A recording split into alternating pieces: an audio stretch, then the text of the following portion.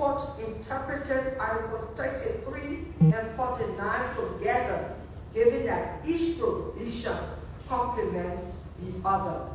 In application to Speaker Koffa as regards these two provisions, we opine and held that, and do hold now, that although Speaker Koffa, who at the time was presiding over a minority membership of the House of Representatives, and as such could not exercise his authority under Rule 21 of the House of Representatives and penalize absentees in a manner deemed appropriate, as saying had to be done in consultation with plenary, which requires a quorum, and he not being able to form a quorum for plenary as the absentees comprises majority of members of the House, the Constitution, statute, and rule and House rules are all silent as to how the minority is to compel attendance of absentee members who insist on being absent. We therefore are at a loss. We are therefore at a loss, as there is no enabling statute, promulgated or standing rules setting forth the process for compelling said absentee members to attend sessions as envisioned under Article 33 of the Constitution. Also, in application to the respondents, this court noted and notes even now that in addition to Articles 33, Rule 7, 7.2, 8, 8.1, and 12 of the House of Representatives of the rules of the House of Representatives provide that, and I quote, a quorum shall consist of simple majority of the members of the Honorable House of Representatives, which shall be necessary for the transaction of business. However, a minority may meet from day to day. Meetings at which a quorum is not present, only a motion to compel the attendance of absent members or to adjourn may be made, unquote. Therefore, presided over by the presiding officer defined under Article 49 of the Constitution as the Speaker, that is Speaker Koffa, and only in his absence the Deputy Speaker. Having expounded on this court's decision in repetition, we are now left to determine whether or not either of the parties pursued with this court's declaration of December 6, 2024. As we stated supra, that the informants listed a number of actions which they alleged amount to violations of this court mandate in repetition. Beginning with the informants, we emphasize that we see no promulgation of an enabling statute as to how Article 33 of the Constitution of Liberia can be executed by the presiding officer, whom we have held pursuant to Article 49 of the Constitution is the Speaker, that is Speaker Koffa. And unfortunately, he has presented no means as to how he, the constitutional presiding officer of the House of Representatives, can compel absentee members to attend a session for the purpose of attaining quorum for the transaction of business. What is before us is this amended bill of information, an amplification of this dilemma, which we stated in the court's previous opinion of December 6, 2024, when we declared that setting a sanction to compel attendance by the simple majority was without the ambit of the court, as this Supreme Court does not make laws. Besides, it would be in violation of the Constitution on separation of powers. In a situation such as this, where majority of the members of the House of Representatives refuse to sit under their elected speaker or to have him removed as the Constitution dictates, this court can only speak to self-violation as being in total disregard to the law which members of the House of Representatives took an oath to uphold and protect.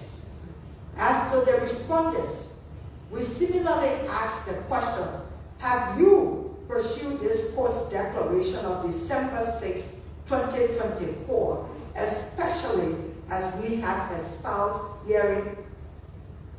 It is common knowledge that the members of the House of Representatives are or have been conducting a parallel house with a minority group meeting and presided over by Speaker Koffa and a self-styled majority group of Bloc and a self-styled majority group of Bloc. These parallel sittings and or actions lack legal foundation either by the dictates of the Constitution or any other laws within this jurisdiction. Additionally, we take judicial cognizance that during the hearing and determination of the in-re petition, the respondents firmly argued, as stated in their returns, that they expressed a vote of low confidence in the leadership of Speaker Koffa, that their quorum in the joint chambers of the legislature was legitimate for the transaction of business since they met the constitutional requirement of a simple majority as prescribed in the Constitution and the rules of the House of Representatives, that their quorum was being chaired by a presiding officer in person of the Deputy Speaker, who is legally clothed with the same authority as the Speaker to preside over their deliberations in the absence of the Speaker. And we emphasize absence and while we're paraphrasing what the respondents said in their return. During oral arguments before this court, one of the counsel representing the respondents was asked a question by the court as to the whereabouts of Speaker Koffa at the time Deputy Speaker Thomas Fala was acting as the deciding officer during the parallel plenary session in the joint chambers of the legislature.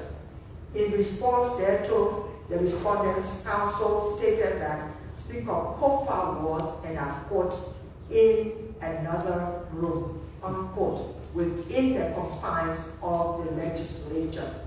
This response by the respondents' counsel raises the cardinal question of whether the Deputy Speaker or any other representative could legally act as presiding officer for a plenary session of the House of Representatives in the wake of the Speaker being present and available to perform his constitutionally delegated task. We state an emphatic no. Speaker Koffa not being absent to preside over plenary sessions, the Deputy Speaker or any representative for that matter could not legally preside over any plenary session, even if their session met the simple majority criteria for the transaction of business, and no action therefrom can be considered by this court as constitutional. Therefore, any action or sitting by the majority to the exclusion of the Speaker presiding while he is present and available to preside is unconstitutional and without the pale of the law, and we so hold. This was held in the case Pacoy versus Jala and all Supreme Court opinion, October 3rd, 2014 that, and I quote, "The Constitution provides the framework within which the legislature operates, and any act, including a vote of no confidence that breaches constitutional provisions or due process, shall be subject to judicial review," unquote. Moreover, the purported quorum, which the respondents claim to have had to conduct official business of the House of Representatives, was done in the joint chambers of the legislature, whereas the Speaker, who was available, which fact is conceded to by the respondents in both their returns and oral arguments before the Supreme Court, was convening session in the plenary chambers, which is the official place for sitting for the plenary session for the House of Representatives to conduct official business. The resolution of this present crisis amongst the House of Representatives does not lie solely with the court to say what the law is, but adherence to the mandates and directives of the Constitution is divulged upon every citizen and all authorities within the country. Therefore, all authorities and officers of the state, whether the legislature, executive, or judiciary, or officers of government created by and exercising powers pursuant to the provisions of the Constitution, are expected to meticulously abide by all constitutional mandates and directives. This quote in the case CPP versus NEC, Supreme Court opinion versus NEC, and the Honorable House of Representatives and the Executive Branch, Supreme Court opinion, October term 8, 2020 stated, and I quote, that constitutional mandates are absolute rules of action and decisions for those who are required to exercise them. Failure to abide by the mandate of the Constitution is repugnant to this supreme and paramount law, and said disregard for the constitutional mandates exposes the nation to lawlessness and poses the risk of undermining the democratic and law-abiding culture for which the Constitution was promulgated, unquote. Having clarified our opinion and judgment, the further question of concern now is whether a bill of information will lie in the distant age. During arguments of the amended bill of information, one of the counsels for the informants strenuously argued that the respondent violated the mandate of this court by the commission or commission of actions enumerated in the amended bill of information. Therefore, the informant prayed that this court enforce its mandate contained in the December 6, 2024 opinion and judgment of the in-re petition, when he was also asked to say what the mandate of this court was in the in-re.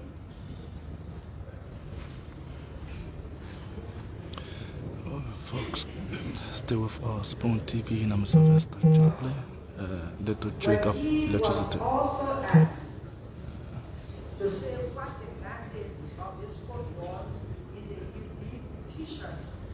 He answered that the mandate is encapsulated in the concluding paragraph of our judgment, which reads as follows, quote, wherefore, in view of the foregoing, any sittings or actions by members of the legislature not in conformity with the intent of Articles 33 and 49 of the Constitution are authorized. Unquote.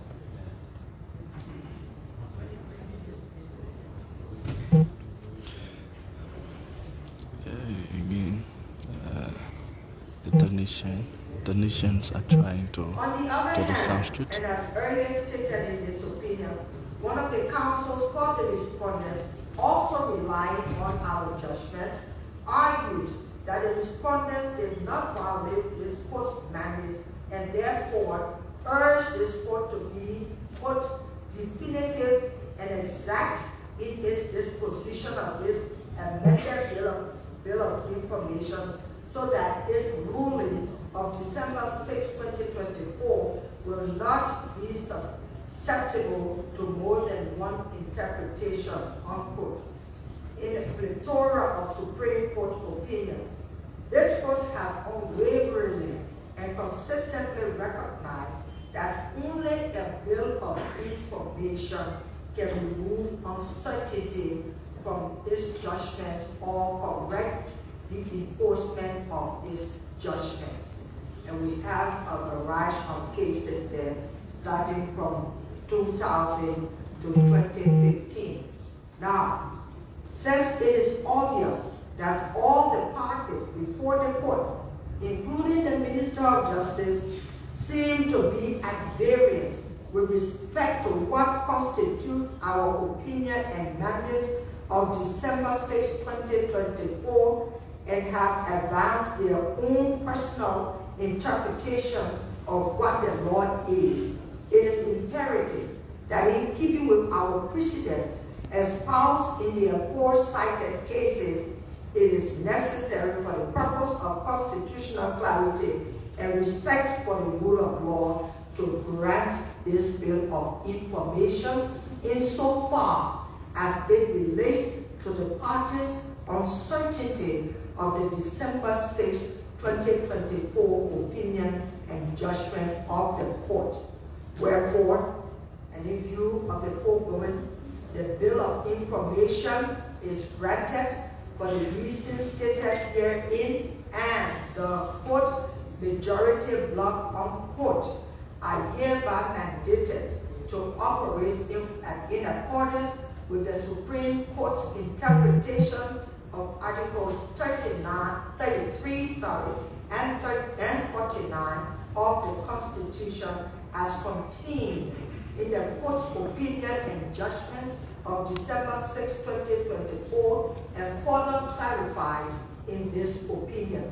The clerk of this court is hereby ordered to inform the parties of this court's decision, and it is hereby so ordered.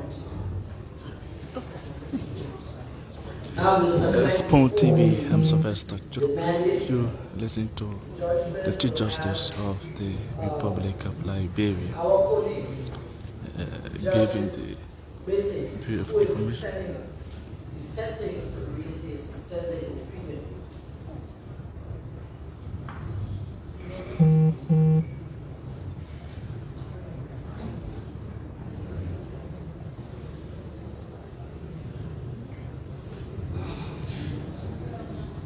Based on the fundamental principles of law, we shall be there at all times. I am in disagreement with my esteemed colleagues who affirm that the amended bill of information relies on Rule 4 by 12 of the revised rules of the Supreme Court. From the onset, let me say that my position is that the contention asserted in this proceeding cannot be addressed by the Office of the Bill of Information, and that this case presents a clear political question which cannot be answered by the court. Under the doctrine of separation of powers, the court cannot decide the case in which it is clear that the responsibility to make a full decision which ought to put finality to the controversy and then falls solely. Please, that door should not be open at this time. Nobody leaves the court and nobody comes in. A justice is reading set here. We are not through yet. Mr. Marshall, please. falls solely on the legislative or executive branch of government. The question of the constitutionality of action taken by certain members of the House of Representatives has again appeared before this court. This time by a bill of information, later withdrawn and it placed for an amended bill of information. Since I'm in agreement with the narrative, let me just go to my contention.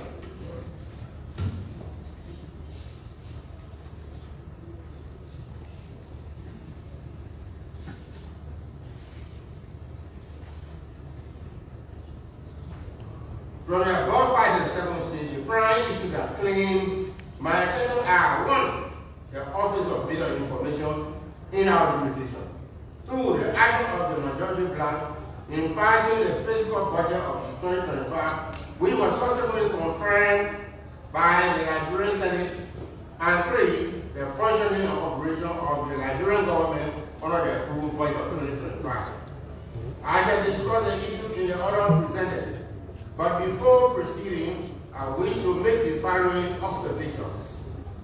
First, the controversy in the House of Representatives is more of the political matter, especially as it relates to the means of comparing one block of the House to attend the sitting where the Speaker is the presiding officer.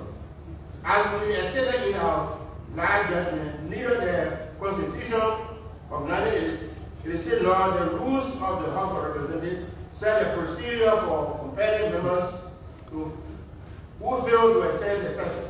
This court, as it has stated, cannot intervene by setting the procedure for the House of Representatives, which will amount to a violation of the constitutional powers of the 3 branches of government under Article 3. Second, the role of the court is to pronounce what the law is through a judicial function of interpreting the law in each case.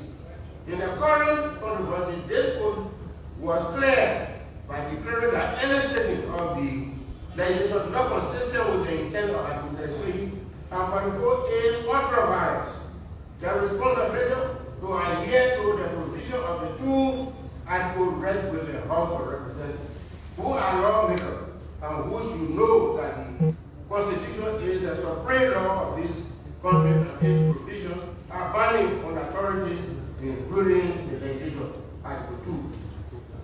Moreover, the legislature under Article 21 of the Constitution took the solemn oath to uphold and defend the Constitution and the laws of the Republic. Thus, their action must be consistent with the oath they took. The other observation I make is that our government under Article 3 of the Constitution consists of 3 separate branches.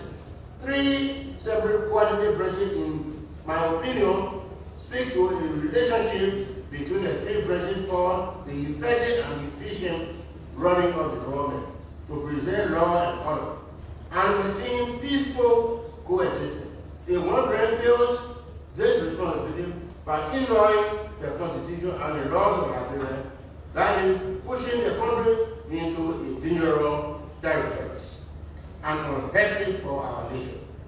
My final observation is that the House of Representatives has placed itself in the power struggle motivated by politics, which this court should be cautious not to be in the center of such a country. For the duty of the court, as I said, is to state the law. They say what the law is and not engage in political dispute as it is in the instant case. The first issue I have identified is the Office of the Bill of Information. Focus directly whether the Bill of Information will lie in the instant case. I answer in the negative. Rule 4, Part 12 of the revised rules of the Supreme Court of Liberia prescribe the Office of Bill of Information as follows, quotation open. A bill of information will lie to prevent a judge or judicial officer who attempt to exclude the mandate of the Supreme Court, who attempt to execute the mandate of the Supreme Court in an improper manner from doing so with the judgment and or mandate of the Supreme Court. B, a bill of information will also lie to prevent anyone whosoever from interfering with the judgment and or mandate of the Supreme Court. protection policy. From the above rule, it is profoundly clear that the bail information in this jurisdiction, in its legal context and application, is an exclusory proceeding that complains of the judge or judicial officer who attempts to execute the mandate of the Supreme Court in a proper manner, or any person who interferes with the mandate of the Supreme Court. In other words, bail of information may be brought against the judge, the judicial officer, or any person whosoever who acts contrary to the mandate of the Supreme Court by disobeying, interfering, or obstructing the mandate of the Supreme Court. In consideration of the above rule, I ask what is mandate, and did the judgment of the Supreme Court of December 6, 2022 constitute a mandate or instruction to anyone? The answer definitely is no. The mandate is essentially an official order or instruction. In the legal context, it is a document that emanates from the higher court to the lower court that tells the lower court what to do next after a decision has been made by the appellate court. The mandate is the formal order from an appellate court to a lower court, notifying the lower court of an appellate court decision and directing the lower court to act accordingly. Black law dictionary division. In the application of the definition above quoted, there are two things that stands out: an order or instruction from the appellate court, and the lower court is directed to do an act. In my mind, there is no mandate from the Supreme Court to the lower court in the December 6, 2022 judgment. This is the case involving controversy between members of the House of Representatives and the court, and the court was called upon to interpret the law, specifically Article 33 and 34, relevant to the action of the members of the House of Representatives. This court, being mindful of the constitutional practice that would have granted any issue remanded to the members of the legislature, refrain from doing so. And by the way, could the Supreme Court instruct the members of the House of Representatives to stop voting session, be it minority or majority, setting it last. As such a mandate be sent to the members of the House of Representatives and not to be, the Supreme Court would have created a rate and a crisis that would challenge its authority. In other words, the Supreme Court cannot legally hold the members of the House of Representatives in contempt for disobeying the order of this court. Because enforcement of a contempt against members against another branch of government will create a legal form of uncertainty. Of course, if we go to the judgment of the Supreme Court, the relevant part thereof is quoted below to address the issue of the mandate. Hence, members of the House of Representatives are to conduct themselves accordingly. The clerk of this court is hereby ordered to inform the party, and it is hereby so ordered. Secondly, there is nothing in this statement that constitutes a mandate from the Supreme Court. The only order here is given to the clerk, and the only thing the clerk is required to do is to inform the parties. The mandate of this court has always been declared directly to the lower court to do an act specified there. The Supreme Court, in giving a mandate, does not inform the lower court. It directs.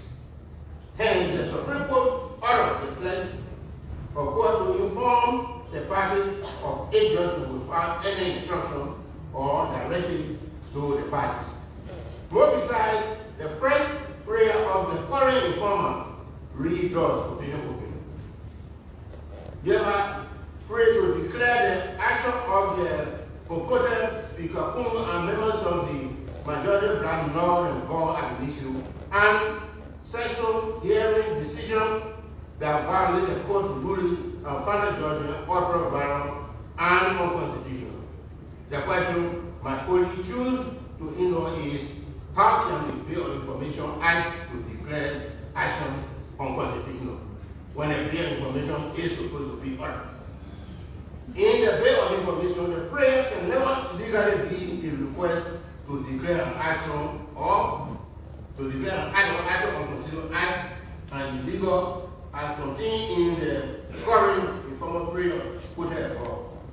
The prayer for a bill of information is to punish the respondent for violation or disobedience of the court mandate. But on the contrary, as quoted above, the informer hearing asked the court to redeclare unconstitutional or otherwise what the court had earlier declared in 8 December 2024 opinion.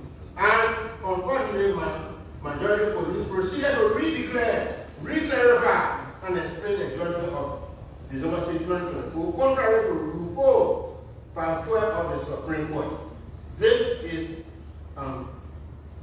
is not and has never been the office of the bill of information. It is an unequivocal departure from the rule of the Supreme Court. The action by my esteemed colleague has created a Pandora box and leaving many questions to answer, wherein anyone who sees the certified with the Supreme Court opinion in the visual will revert to the Supreme Court via a bit of information to explain, declare, and restate the court judgment. This is my help in the history of this court.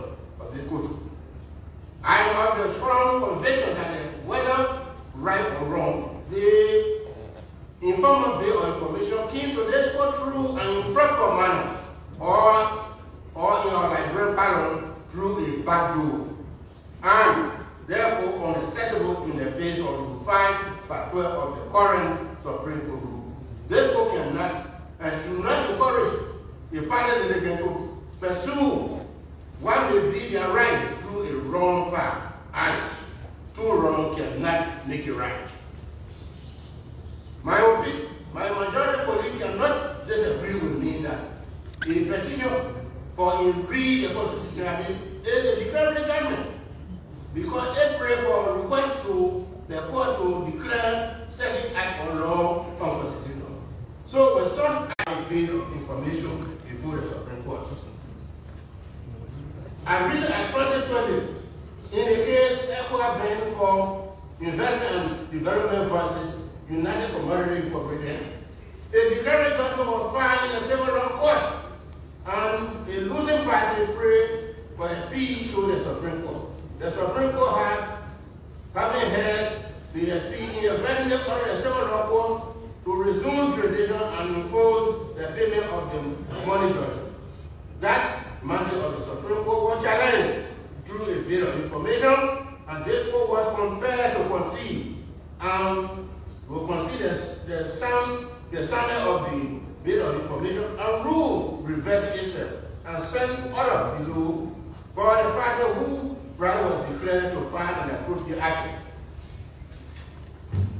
Accordingly, the appropriate action was filed, and as we speak, the trial is proceeding before the proper court below. It is unfortunate that my majority colleague, as recent as 2020, have pursued the same error. I conclude that there being no mandate from the Supreme Court, the bill of information does not meet the requirement or Rule 5 by 12 of the revised rules of the Supreme Court and the law. Hence, the opinion and judgment of my majority colleague is a slap in the face of justice. In my opinion, the judgment of my esteemed colleague is unfortunate as it is a miscarriage of the law. Now coming to the second issue, whether the passage into law of the budget of the fiscal year 2025 by the majority Bloc of the House of Representatives and subsequently confirmed by the Liberian Senate is illegal as alleged by the reformer. In addressing the issue, I must consider the political and legal act and experiences under the circumstances of this case. Though an impasse exists in the House of Representatives that has divided them into so-called majority and minority Bloc, they still have the right to sit in spite of the Supreme Court decision of December 2024. As earlier indicated in this opinion, the Supreme Court has no authority whatsoever to stop another branch of government from performing its constitutional duty. The majority bloc was asked to receive a draft budget from the draft budget for the fiscal year 2025 from the draft of the House of Representatives, which was submitted by the President of Liberia. The majority bloc deliberated on the draft budget and passed it, then submitted it to the Liberian Senate, which concurred by confirming the act of the majority bloc with respect to the passage of the budget. Here a political decision was made by the majority bloc and the House of Senate by taking action to pass on the draft budget. Notwithstanding the impact at the House of Representatives, following this political decision, the majority bloc and the majority bloc and confirmed by the Liberian Senate, the budget was submitted to the President of Liberia to sign, which he did in line with his official duty as President of the Republic of Liberia, head of government and chief executive of Liberia. The experience of these actions cannot go unnoticed by any reasonable mind, and this vote is not on our way to what we have enlarged into an eminent career in the government of Liberia.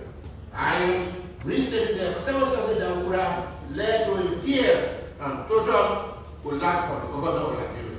The President of Liberia, in keeping with his constitutional duty as head of state and chief executive, is required to submit the draft budget for each fiscal year to enroll the operation of the Liberian government, pay salary, pay obligation of the government, and provide operational expenses for the three branches of government.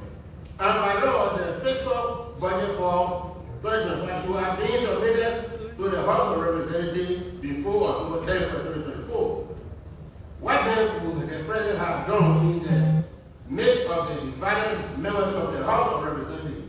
Wait until the government collapsed because the fiscal budget had not been passed? Indeed, that would have been an unmanful act or non-functional government to head. In his position as President, head of state and chief executive, he proceeded to submit his budget, the draft budget, to the clerk of the House of Representatives, which the majority bloc took cease of. As I recall, at the time the Supreme Court rendered its decision on December 2024, the President was nearly late by 2 months to comply with the budget law. Giving order therefore circumstances, the executive branch of government of Liberia acted promptly and politically by signing into law the budget that has been passed by the majority bloc of the House of Representatives and the Liberian Senate for the survival of the state. Thus, this is now the 2025 fiscal budget which this government is utilizing to operate, which every branch of government is drawing on. Moreover, the act of the executive in processing the 2025 fiscal budget, irrespective of the legislative power, is in line with the concept of self-preservation of state. This doctrine of international law refers to a state fundamental need to protect itself, to protect itself, its citizens, and its interests from harm or destruction, often in the face of external threat or internal instability. The executive action also finds support in public policy. As head of government, head of state, head of the government, and commander-in-chief of the armed forces of Liberia, and officially the President exercised expediency and approval power under Article 35. And as a consequence of this, he signed the budget into law after the due jury concurrence granted by the Honorable House of Senate. Moreover, in the action of the resolution, the solution to the legislative problem, the President could not wait for the state machinery to run to halt because of the deadline at the House. This would have certainly had security implications and other implications wherein the entire functionary of the government would lack due to lack of operating budget to keep health facilities, school facilities, and other functionary of the government, including the judiciary, from performing its duties and functions. I now come to the functioning and operation of the government under the budget of 2025. The question is, may the majority block of the House of Representatives or any branch of the Liberian government receive benefit under the same budget and then challenge it, legality, and answer no. I also answer in the negative. In the case, NACO did the operating company was the assigned at 1 area 26 09 1983. Number one who knowingly accepts the benefit of the contract or conveying the staff from denying the validity or binding effect on him of such the contract or conveying. Unquote. There will be an inconsiderate cry out that they have been denied salary for which they resorted to a madam proceeding before this post. The question then is under which budget they seek to cover their salary. Are they seeking salary under the same illegal budget of the 2025 declared illegal? In my mind, this amounts to a contradictory position which are not taken. Expanding this question further, may any branch of the government seek to benefit from the budget of 2025 and then declare it illegal? And this question is more to be considered by this court. Secondly, currently the Liberian judiciary, like the other two branches of government, is receiving salary benefits and operational expenses under the 2025 budget. In the wisdom of the court, would it declare the budget illegal? I think doing so is preposterous because the consequence will be producing fear and collapse of the government for lack of money to operate, and the judiciary will be paralyzed. The court is classified and should be reasoning in applying the law in the light of the circumstances of the particular case as in the instant case.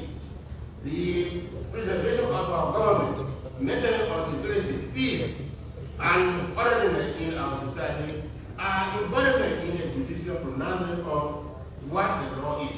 Hence, the action of the President as head of state, the head of government, and commander-in-chief of the armed forces for Nigeria to prevent fear, which would have made us to sit here today as justices, plans supporting law, experiences in public policy. As the prime duty of the constitutional code is to interpret the law for the safety and survival of the state. For this stated reason above, I respectfully withhold my signature from the majority opinion of this court as based on information will not legally lie. I further hope and pray that the opinion of the majority will be recalled in the sooner immediate future and respectfully submit. Associate Justice Bisi, they're disagreeing with his colleagues, specifically the Chief Justice of the Republic of Liberia, who granted the Bureau information from J. Fonati Koffa. The Associate Justice Bisi said he disagreed that the Bureau information should not be granted because the majority bloc, the judiciary has agreed with the majority bloc decision, and he was speaking in the case of budget. That a bit of information will have been clarified uncertainties in opinions and judgments of the Supreme Court. In the instant case, the parties being adherents with respect to what constitutes the December 6, 2024 opinion and judgment of this court. The amended bit of information is proper for such clarification, and at the conclusion of the Supreme Court opinion and judgment of December 6, 2024 is that any sitting or action by the quote-unquote majority black, in quotation, in parentheses, respondents to the exclusion of Speaker J. Fonati Koffa, the duly elected presiding officer of the House of Representatives, while he is present and available to preside, is unconstitutional and without repeal of the law.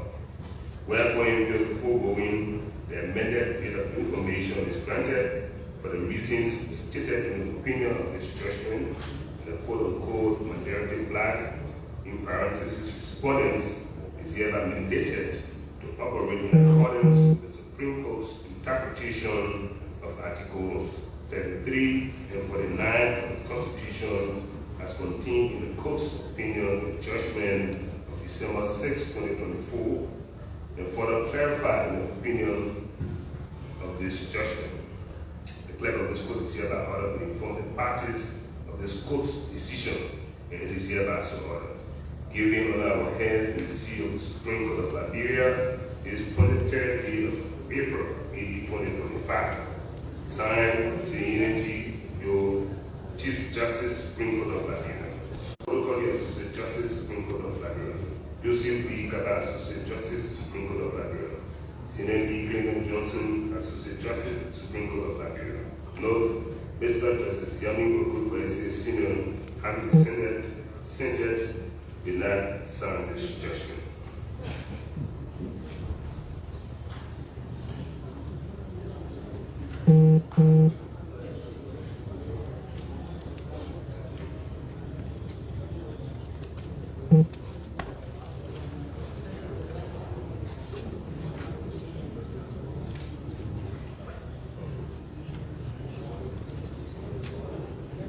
Mr. Chaplain, kindly close us in prayer. The Lord be with you. Let us pray. Lord, we thank you indeed for the time we have allowed. So folks, that's a Spoon TV. I'm Sylvester Choropian coming to you live from the Supreme Court of Liberia.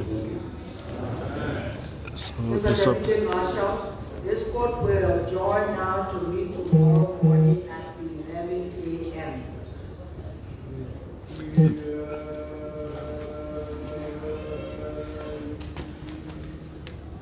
Honorable Supreme Court of the Republic of Liberia, sitting in 8 March 2025, now adjourned to tomorrow morning at 11 a.m. God save the Republic.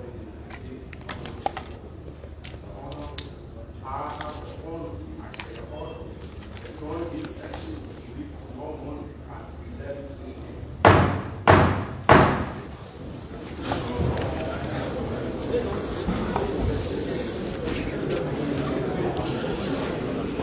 So folks, that's it. The Supreme Court of Liberia has granted the Bureau of Information filed by Honorable J. Fonati Koffa. However, one of the Associate Justices, Judge Wissy, disagreed with his colleagues, giving several counts. But we are making our way downstairs now to talk to people who have come to observe this entire final rulings and talk to legal luminaries as it relates to this ruling that was just given today.